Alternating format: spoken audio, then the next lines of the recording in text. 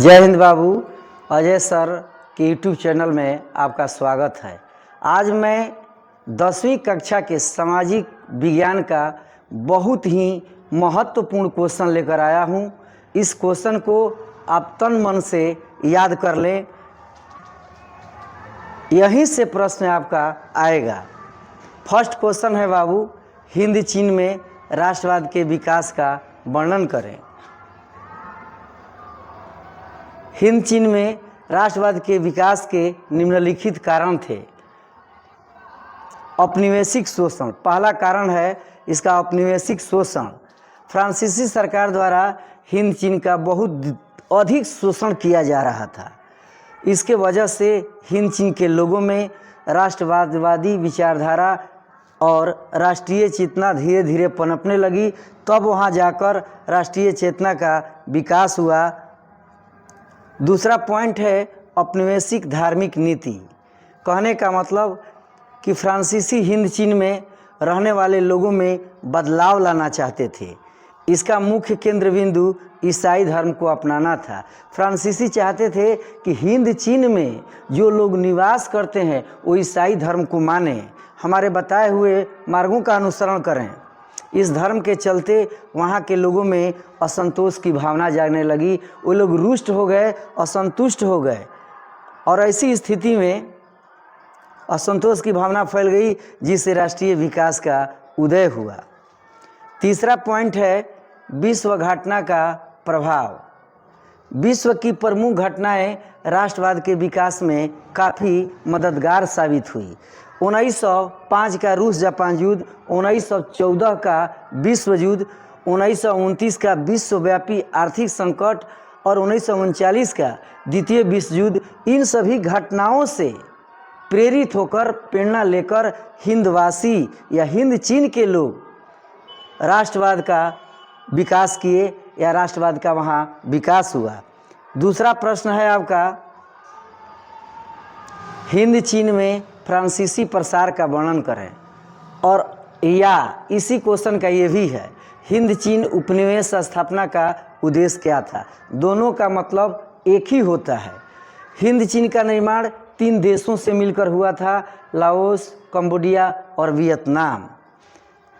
17वीं शताब्दी में बहुत सारे पादरी और व्यापारी हिंद चीन आकर बस गए और कोचिन चीन के राजा का इस्तेमाल करके इन क्षेत्रों पर अपना वर्चस्व जमा लिए, अपना अधिकार कर लिया। शुरुआत में फ्रांसीसियों ने इन क्षेत्रों में बहुत अच्छा काम किया, लेकिन आगे चलकर सभ्यता, भाषा, धर्म तथा शिक्षा अपनाने को कहा हिंद चीन में रहने वाले लोगों को। इस प्रकार हिंद चीन में उनका आगमन हो गया था। 1787 ईस्वी में फ्रांसीसियों ने कब्जा करना आरंभ कर दिया, शुरू कर दिया, और लगभग 1887 ईस्वी में इंडो चाइना के स्थापना के साथ पूरे हिंद चीन पर फ्रांसीसियों का अधिकार हो गया। इस तरह से फ्रांसीसियों ने हिंद चीन में अपने उपनिवेश की स्थापना की। नेक्स्ट क्वेश्चन है आपका बाबू, किन 3 प्रक्रियाओं के द्वारा आधुनिक शहरों की स्थापना निर्णायक सिद्ध हुई। कोई भी शहर पहले गांव के रूप में था, तो धीरे धीरे वहां पर उद्योग धंधे स्थापित हुए, तो उसके लिए औद्योगिक पूंजीवाद का उदय हुआ। शहरों के निर्णायक भूमिका निभाने में औद्योगिक पूंजीवाद का बहुत बड़ा योगदान है, बहुत बड़ा हाथ है। विश्व के विशाल भूभाग पर औपनिवेशिक। कहने का मतलब उपनिवेशवाद वो होता है कि अपने से कमज़ोर राष्ट्र पर ज़बरदस्ती अधिकार कर लिया जाता है और उसे अपने अधिकार में कर लिया जाता है। लोकतांत्रिक आदर्शों की स्थापना, जहाँ पर शहर की स्थापना हुई, आधुनिक शहरों की स्थापना की गई, वहाँ पर लोकतांत्रिक आदर्शों की स्थापना की गई। नेक्स्ट क्वेश्चन है बाबू, छापाखाना यूरोप कैसे पहुँचा। 11वीं सदी में रेशम मार्ग के द्वारा कागज चीन से यूरोप पहुँचा। 11वीं शताब्दी में रेशम मार्ग के द्वारा कागज चीन से यूरोप पहुंचा।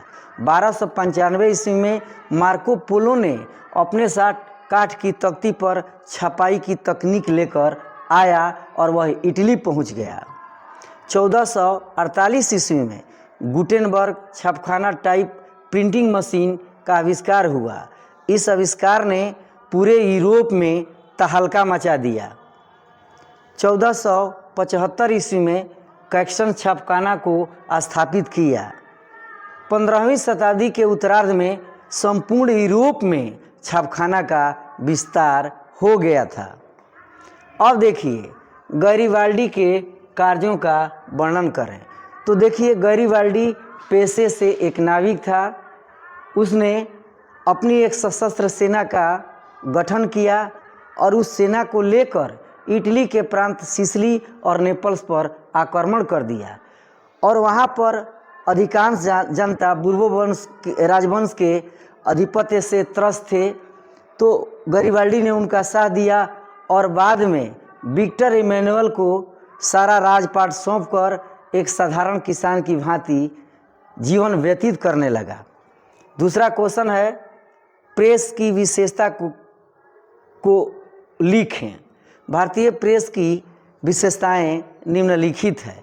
फर्स्ट विशेषता है कि यह न केवल विचारों को तेज़ी से फैलाया, यानी प्रेस ने व्यक्तियों के विचारों को तेज़ी से न केवल विचारों को तेज़ी से फैलाया बल्कि ब्रिटिश सरकार के विरुद्ध चाहे खिलाफ भारतीयों की भावना को एक रूप देने का काम किया था प्रेस ने।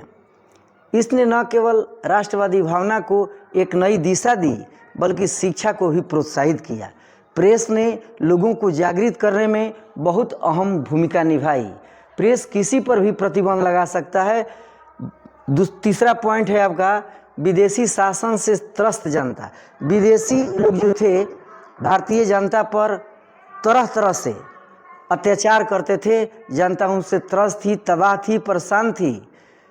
त्रस्त जनता को रास्ता दिखाने एवं साम्राज्यवाद के खिलाफ आवाज़ उठाने में प्रेस ने बहुत ही अहम भूमिका निभाई। लौह और अलौह धातु में क्या अंतर है? तो लौह और अलौह धातु में निम्नलिखित अंतर है।